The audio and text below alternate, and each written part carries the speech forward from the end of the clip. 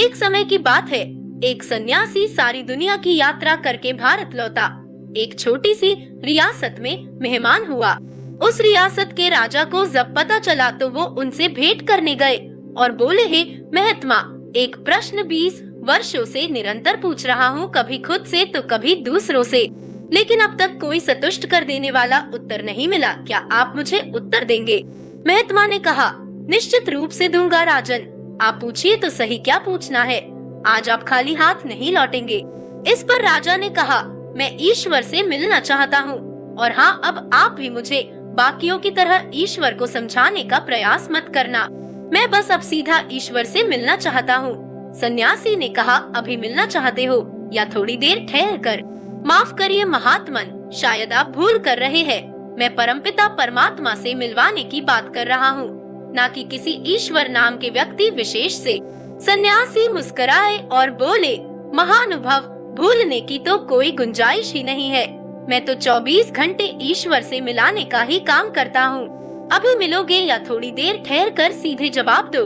राजन कुछ क्षण तक टकी लगाए कृतज्ञता भरे भावों से सन्यासी की ओर देखता रहा, फिर हिम्मत करके बोला कि मैं अभी मिलना चाहता हूँ, आप मुझे बस अभी मिलवा दीजिए। मैं आपका ये आभार जिंदगी भर नहीं भूलूंगा। सन्यासी ने कहा, एक छोटे से कागज पर अपना नाम और पता लिख दो, ताकि मैं उसे ईश्वर के पास पहुंचा तो दूं और उन्हें बता तो सकूं कि उनसे कौन मिलना चाहता है।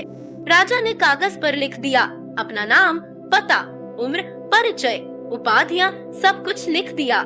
सन्यासी ने कागज पढ़ा और राजन से कहा कि ये जो सारी बातें आपने कागज पर लिखी है, मुझे तो झूठी मालूम पड़ रही है। राजा ने कहा, मैंने तो सब सही लिखा है। तब सन्यासी ने राजा से कहा, अगर तुम्हारा नाम बदल दिया तो क्या तुम बदल जाओगे? राजा ने कहा, नहीं, नाम के बदलने से भला मैं कैसे बदल सकता हूँ, मैं तो वही रहूंगा। इस पर सन्यासी ने कहा कि ये बात तो तय हो गई कि ये नाम तो तुम्हारा परिचय नहीं है। अब दूसरी बात, आज तो तुम राजा हो, कल को अगर भिखारी हो जाओगे तो क्या तुम बदल जाओगे? इस पर राजन ने कहा, नहीं महात्मन, मैं फिर भी वही रहूंगा जो हूँ। इस पर सन्यासी ने कहा, ठीक है, अब यह बात भी तय हो गई कि आपका राज्य एवं उपाधियां भी आपका परिचय नहीं है। अब राजन रही तीसरी बात, आपकी उम्र क्या है? राजा ने कहा, 40 वर्ष। इस पर सन्यासी ने कहा, तो क्या 50 वर्ष के होने पर तुम कोई दूसरे इंसान में बदल जाओगे? और अगर 20 वर्ष के थे तब क्या कोई अन्य व्यक्ति थे, या फिर जब नन्हे बालक थे तो क्या कोई अन्य इंसान थे? राजा ने कहा, नहीं, बचपन से शरीर बदला, उम्र बदली, वस्त्र बदले, उपाधियां बदली, लेकिन मैं तो वही हूँ जो बचपन में था, जो मेरे भीतर था। इस पर सन्यासी ने कहा, फिर तो राजन ये उम्र भी तुम्हारा परिचय नहीं है और ना ही ये शरीर। फिर तुम हो कौन राजन? जो तुम हो उसे लिख दो, तभी तो मैं पहुँचाऊंगा भगवान के पास, वरना भगवान मुझे कहेंगे कि तुम झूठे हो, जो झूठे लोगों का पता लेकर आ रहे हो। राजा को कुछ समझ नहीं आ रहा था कि क्या बोले। राजा कुछ देर मौन खड़ा रहा। कुछ देर बाद राजा बोला, है महात्मन, ये तो बहुत बड़ी कठिनाई की बात है। मैं तो इन्हीं सब बातों को ही अपना परिचय मानता हूँ। इस पे सन्यासी ने कहा कि हाँ राजन, ये तो कठिनाई की बात है जिसका मैं परिचय ना दे सकूं, बता ना सकूं कि कौन मिलना चाहता है, तो भगवान भी कहेंगे कि मुझे आखिर किससे मिलाने ले जा रहे हो। जाओ राजन, पहले उसे खोज लो जो तुम हो, तुम्हारा असली परिचय, तुम्हारा वजूद, तुम्हारा होना।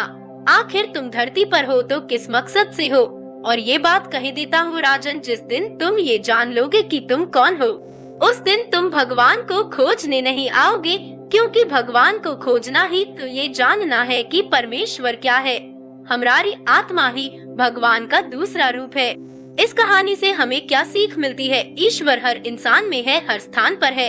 आप कहीं भी रहो, जो बात दिल से ईश्वर को कहोगे तो वो आवाज उन तक जरूर पहुँचेगी।